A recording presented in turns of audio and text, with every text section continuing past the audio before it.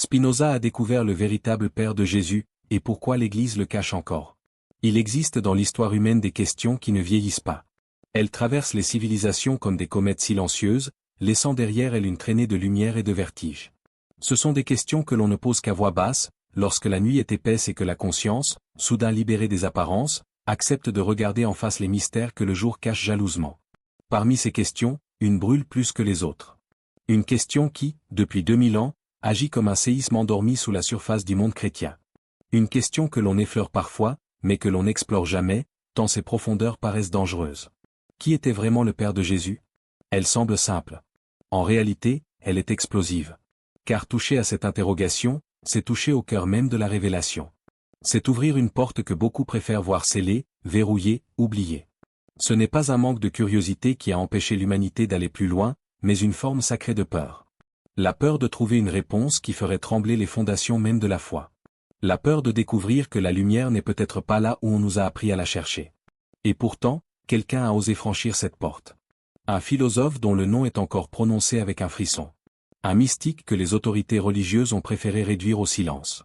Un esprit dont la liberté dérangeait parce qu'elle ne se laissait arrêter par aucun interdit. Baruch Spinoza. Il est facile de voir en Spinoza un simple rationaliste, un penseur laïque avant l'heure. C'est pourtant un contresens. Spinoza n'était ni un théologien institutionnel ni un ennemi de la foi. Il était, avant tout, un homme qui cherchait Dieu avec une intensité rare, presque brûlante. Un voyant de l'intérieur. Dans l'éthique, il décrit un Dieu qui n'habite pas les nuages ni les dogmes, mais chaque point de l'univers, chaque souffle, chaque battement de cœur. Un Dieu sans distance. Un Dieu sans hiérarchie. Un Dieu qui se pense, se déploie et se manifeste dans tout ce qui existe. Mais derrière ces textes publics se cachent des méditations plus secrètes, des fragments de pensée que l'on retrouve dans des correspondances chuchotées, dans des notes qu'on a longtemps laissées dans l'ombre. Dans ces écrits-là, un autre Spinoza apparaît. Un Spinoza qui ose interroger ce que personne n'interroge. Un Spinoza qui approche l'un des mystères les plus sensibles de la théologie chrétienne, la naissance de Jésus. Pour lui, cet événement n'est pas ou pas seulement un processus biologique. Ce n'est pas une intervention surnaturelle extérieure, comme un doigt divin traversant le voile du monde. Il parle d'un acte intérieur, d'une semence qui n'est pas faite de chair mais de lumière. Une étincelle vivante, consciente, déposée dans le sein de Marie comme un noyau d'éternité. Une transmission d'essence, pas de matière. Une incarnation qui serait une condensation de Dieu lui-même dans un point de vie. Dans certaines traditions juives anciennes, on retrouve des murmures de cette idée. Des récits apocryphes évoquent un souffle du Très-Haut, qui féconde sans toucher, une « parole de lumière », qui devient chair sans passer par le sang humain.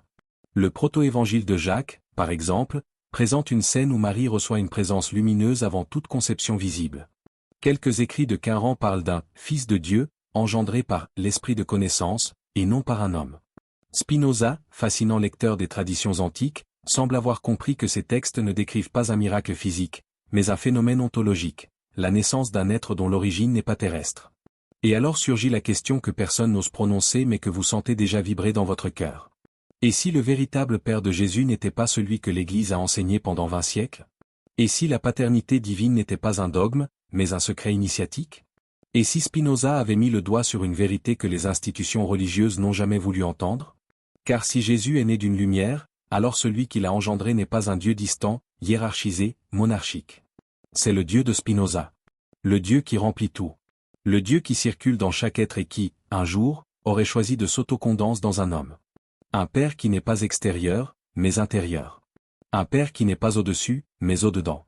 La chaîne que vous regardez aujourd'hui explore ces mystères à la manière de Gigi Benitez.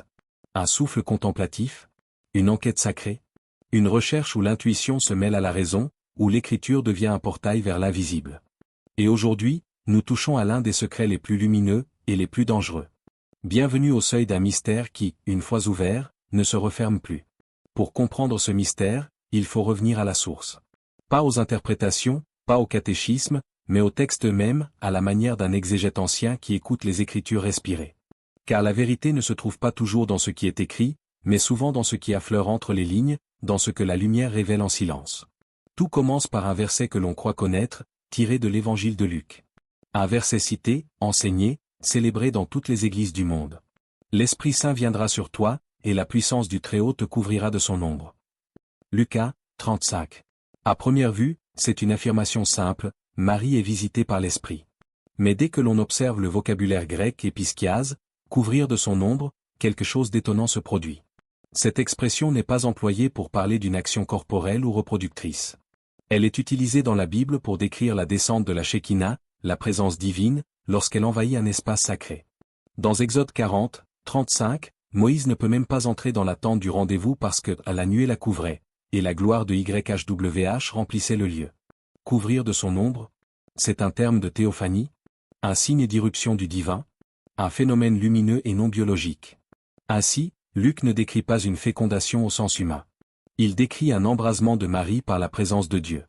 Mais les évangiles canoniques ne sont que la partie visible de l'iceberg. Lorsqu'on s'aventure dans les traditions des premiers siècles, une autre image surgit. Dans l'évangile des Hébreux, aujourd'hui perdu mais cité par Origène et Jérôme, on lit cette phrase mystérieuse. Quand le Christ descendit sur la terre, il prit Marie, sa mère, dans l'emprise de l'Esprit Saint. Encore une fois, aucune mention d'un acte charnel. Aucun transfert de semence. Seulement une emprise pneumatique, un mouvement d'esprit, une irruption lumineuse. Le même motif apparaît dans certains manuscrits retrouvés à Qumran. L'un des fragments les plus discutés, 4Q246, évoque un être nommé « Fils de Dieu », qui naîtra non de l'union des hommes, mais du souffle. Un autre manuscrit, 4Q534, parle d'un enfant dont le visage brillera, et qui sera appelé grand. Ce n'est pas de la biologie. C'est de la métaphysique. Les traditions juives anciennes connaissaient aussi l'idée d'une naissance céleste sans père humain. Le livre des secrets d'Enoch, texte apocryphe du 1er siècle, raconte que Melchizedek naît d'une femme mais sans semence d'homme, comme si le ciel avait déposé en elle une étincelle vivante. Ces motifs convergent vers une même intuition. Dans certains récits sacrés, la naissance n'est pas un acte charnel mais une manifestation, une incubation de lumière. C'est ici que Spinoza, avec sa lucidité dérangeante, fait éclater la question qui dérange. Si Dieu est l'être même, comment pourrait-il engendrer comme un homme? Si Dieu est infinite substance, sa paternité ne doit-elle pas être d'une autre nature? Un Dieu sans corps peut-il produire une descendance corporelle? Dans l'éthique, Spinoza parle de Dieu comme de la substance unique.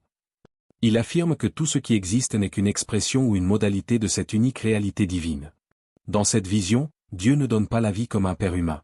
Ainsi, Spinoza relie la naissance de Jésus non comme un miracle biologique mais comme une transparence absolue à la lumière divine.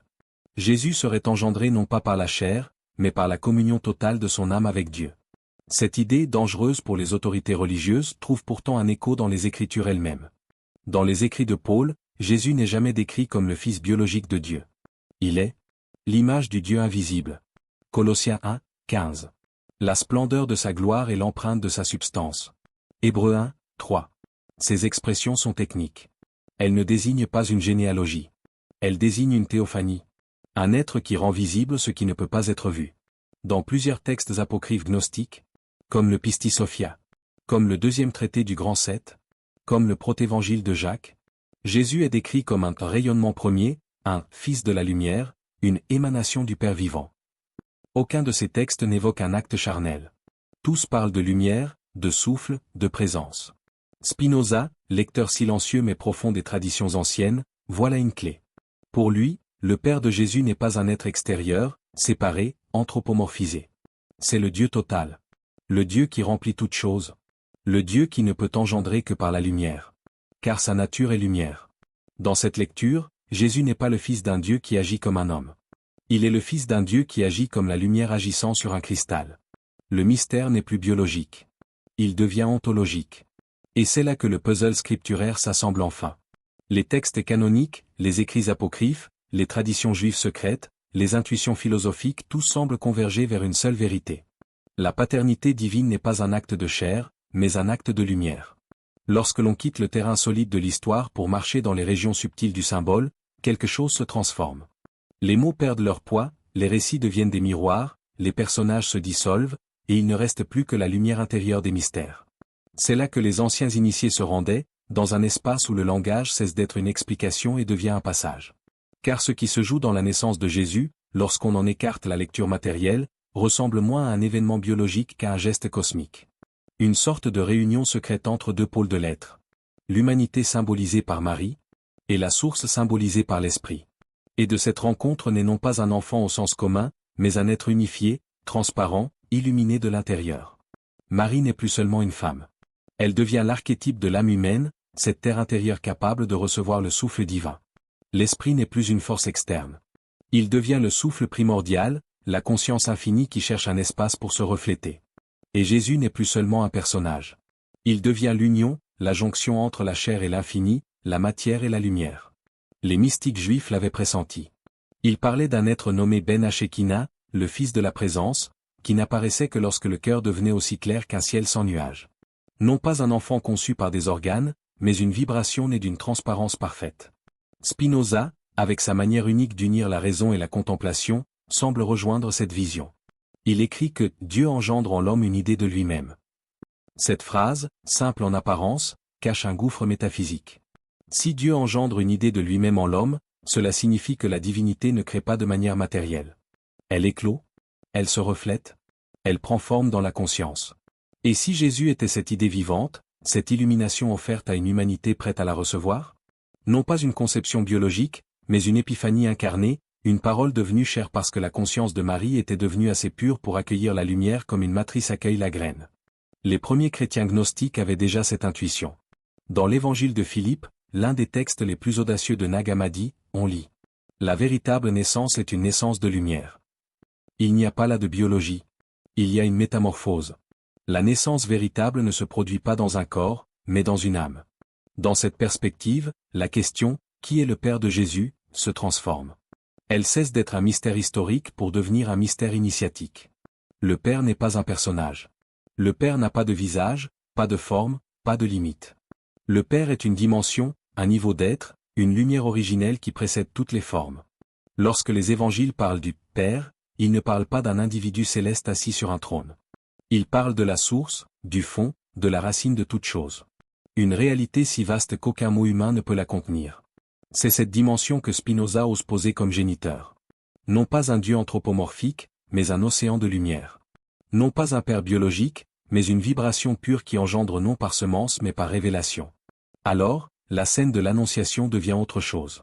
Non pas une fécondation miraculeuse, mais une résurgence de lumière dans un cœur parfaitement ouvert. Marie devient le symbole de cette ouverture. Jésus devient le premier-né d'une humanité illuminée. Et soudain, une idée vertigineuse se glisse, presque interdite. Et si la naissance de Jésus n'était pas un événement unique, mais un archétype? Et si son histoire décrivait la possibilité d'une naissance intérieure en chacun de nous? Et si la lumière qu'il a engendrée pouvait engendrer quelque chose aussi en nous? Les mystiques le pensaient. Les pères du désert parlaient du Christ intérieur. Les kabbalistes évoquaient l'étincelle divine. Les premiers gnostiques affirmaient que chacun porte un germe de lumière qui attend d'être réveillé. Alors la question change encore. Non plus, qui a engendré Jésus? Mais, qu'est-ce qui nous empêche, nous, d'être engendrés par la même lumière? Car si Jésus représente le modèle de l'union entre l'humain et le divin, peut-être que son histoire n'est pas seulement un récit, mais une direction. Une carte. Une invitation. Et peut-être que le secret que l'Église a voulu garder n'est pas lié à un détail historique, mais à une vérité infiniment plus audacieuse. La possibilité que ce que Jésus a incarné puisse s'incarner ailleurs. À d'autres époques? Dans d'autres âmes? Dans d'autres vies? Le mystère ne parle plus de biologie. Il parle de naissance spirituelle. Et ce que Spinoza effleure, ce que les textes voient les murmures, ce que les symboles laissent deviner, c'est cette idée inouïe. La lumière engendre partout où une âme consent à s'ouvrir. Révélation philosophique et mystique. Il existe des phrases qui traversent les siècles sans perdre une seule goutte de leur puissance. Celle que Spinoza inscrit dans l'éthique est de celle-là. Tout ce qui existe est en Dieu. Ce n'est pas une métaphore. Ce n'est pas une image poétique. C'est une bascule totale dans la manière de comprendre la réalité. Si tout existe en Dieu, alors Dieu n'est plus un roi lointain qui gouverne depuis un ciel séparé. Dieu devient la matrice invisible qui porte toutes choses. Les étoiles, le souffle, la matière, les âmes, tout, absolument tout. Et soudain, une évidence fulgurante apparaît. Si Dieu est le dedans de tout, il ne peut pas féconder comme un être extérieur. Il n'agit pas comme un homme dépose une graine. Il agit comme une lumière traverse un vitrail. Alors la paternité divine change de nature. Elle n'est plus biologique. Elle devient existentielle. Elle devient structurelle. Elle devient le fond même de l'être.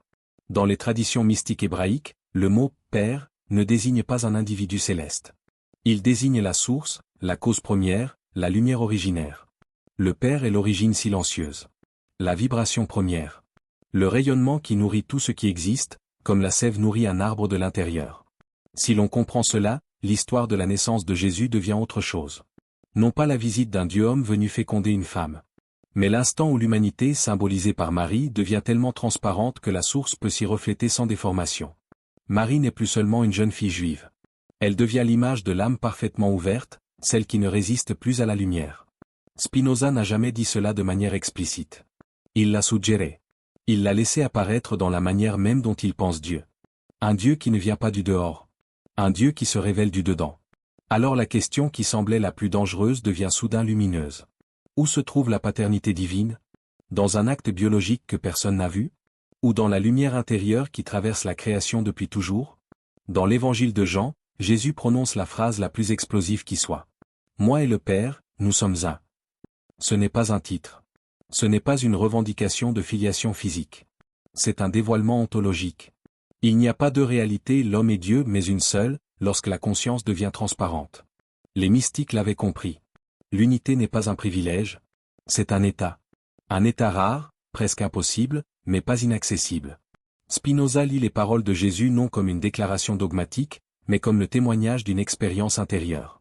Il affirme que Jésus a compris Dieu non par les Écritures, non par le miracle, non par l'autorité religieuse, mais par intuition directe, par vision immédiate, par immersion totale dans la source. Il ose écrire que Jésus a la bouche de Dieu. Non pas parce que Dieu l'aurait conçu biologiquement, mais parce que l'esprit de Jésus s'est aligné sans réserve sur la lumière de l'Éternel. Alors tout change dans la question. Qui est le Père de Jésus? Le Père n'est plus un être. Le Père n'est plus un ange. Le Père n'est plus un Dieu anthropomorphique. Le Père est la lumière originelle qui se reflète dans une âme capable de la porter. Dans ses notes privées, celles que l'on cite rarement, Spinoza écrit une phrase qui ouvre un précipice. Celui qui voit Dieu dans le monde comprend la naissance du Christ. Autrement dit, pour comprendre la naissance de Jésus, il ne faut pas regarder un ovule, un chromosome ou un miracle biologique. Il faut regarder le monde entier comme un rayonnement de Dieu. Et voir dans Jésus non pas une exception, mais le point où ce rayonnement est devenu totalement visible. La naissance du Christ n'est pas un secret de chair. C'est un secret de lumière. Un secret cosmique. Jésus devient l'être dans lequel la lumière de Dieu n'a trouvé aucun obstacle. Son âme ne résistait pas, ne déviait pas, ne séparait rien. Elle était pure transparence. Et Marie devient l'être humain dont la conscience était suffisamment ouverte pour accueillir cette transparence. Pas par mérite. Pas par privilège. Mais par disposition intérieure, par une innocence radicale. Alors la scène change de visage. L'annonciation devient une illumination. La gestation devient une transfiguration. La naissance devient un dévoilement. Spinoza ne parle jamais de vierge, ni des miracles biologiques, ni d'intervention physique d'un Dieu externe. Il parle d'unité, de lumière, de Dieu comme fondation intérieure. Et dans ce cadre, la naissance de Jésus n'est plus une exception. Elle devient le modèle caché de ce que peut être un être humain lorsque rien ne fait écran entre lui et la source. Il existe des vérités qui ne se montrent qu'à ceux qui les cherchent avec le cœur. Parmi elles, il y en a une, vertigineuse, qui n'appartient ni à la théologie ni à l'érudition, mais à l'expérience intérieure. Cette vérité murmure dans le silence, comme une voix enfouie sous la respiration, une voix qui n'emploie ni syllabe ni doctrine. Elle dit, ce qui est arrivé à Jésus peut s'approcher de toi. Cette pensée n'est pas un blasphème. C'est une naissance. Lorsque Spinoza médite sur Dieu, ce n'est pas pour comprendre un miracle passé, mais pour reconnaître une présence vivante. Une présence qui n'a pas besoin de se déplacer, car elle est déjà là, dans le tissu même de ton être. Une présence qui ne s'impose jamais, mais qui attend que tu la remarques. Dans cette perspective, la question qui obsède l'histoire, qui fut le Père de Jésus? Cesse d'être une enquête, et devient une invitation. Si Jésus n'est pas né d'un acte physique, mais d'une irruption de lumière dans un cœur totalement ouvert, alors le focaliser sur un événement biologique, c'est manquer l'essentiel. Le miracle n'a pas eu lieu dans le corps. Il a eu lieu dans la conscience. Ce que l'Église a peut-être voulu protéger ou craindre n'est pas un secret biologique, mais un secret beaucoup plus dangereux pour les structures humaines.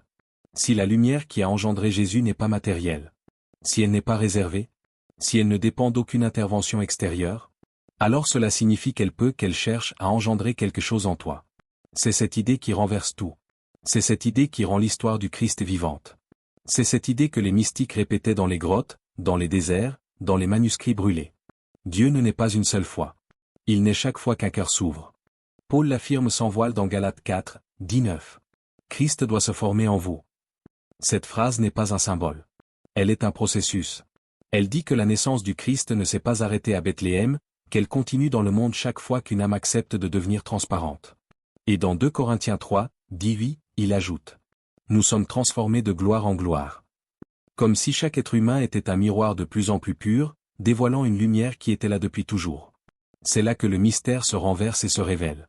Si Jésus est né d'une lumière intérieure, si Marie a été le premier espace totalement ouvert à cette lumière, alors la question cesse d'être historique. Elle devient existentielle. Elle devient personnelle. Qu'est-ce que cela changerait si tu reconnaissais que la lumière qui a traversé Marie n'était pas destinée à une seule naissance? Qu'elle est toujours en mouvement? Qu'elle cherche encore aujourd'hui un lieu pour s'incarner, un cœur pour se déposer, une conscience pour s'ouvrir? Spinoza disait que Dieu n'agit pas de l'extérieur vers l'intérieur. Dieu n'entre pas dans un monde déjà existant. Dieu apparaît dès que quelqu'un devient assez silencieux pour le percevoir. C'est dans ce silence intérieur que naît le Christ, non pas comme personne, mais comme présence. Une présence qui adoucit, qui révèle, qui transforme les regards, qui arrache les couches de peur, qui rappelle que la vie n'est pas une succession de jours mais un souffle éternel circulant dans des corps temporaires. La véritable paternité divine n'est donc pas une question biologique. Elle est une question de lumière. Une lumière qui n'est pas derrière les étoiles, mais sous la peau, au fond du souffle, dans le battement secret qui précède chaque pensée. Une lumière qui ne s'impose jamais mais qui attend. C'est pourquoi les mystiques parlent de « naissance intérieure ». C'est pourquoi les apôtres parlent d'être « engendrés d'en haut ». C'est pourquoi Jésus dit à Nicodème: « Il faut naître de nouveau ». Ce n'est pas une injonction morale. C'est une description. Une description de ce qui arrive lorsqu'un être humain cesse de se percevoir comme un fragment isolé et s'abandonne à la source qui le traverse. Jésus n'est pas seulement un modèle de bonté. Il est le modèle d'une transparence radicale. Un être qui n'a rien retenu, rien caché, rien séparé. Son secret n'est pas son origine biologique. Son secret, c'est sa disponibilité intérieure. La lumière ne l'a pas choisi comme on choisit une personne. Il s'est ouvert à elle comme on ouvre une fenêtre. Et cette fenêtre peut s'ouvrir en toi. Alors une question descend, douce et brûlante à la fois. Si la lumière qui a engendré Jésus n'est pas un événement passé, si elle continue à chercher des portes, si elle bat aujourd'hui même à la frontière de ton âme, que pourrait-il naître en toi, si tu cessais enfin de résister? Le mystère est là. La même lumière frappe à la porte. Elle n'impose rien. Elle attend. Elle écoute. Elle respire avec toi. Et aujourd'hui, dans ce moment précis, elle pose une seule question, peut-être la plus importante de ta vie. Ouvriras-tu? Abonne-toi à la chaîne, partage la vidéo et marque j'aime.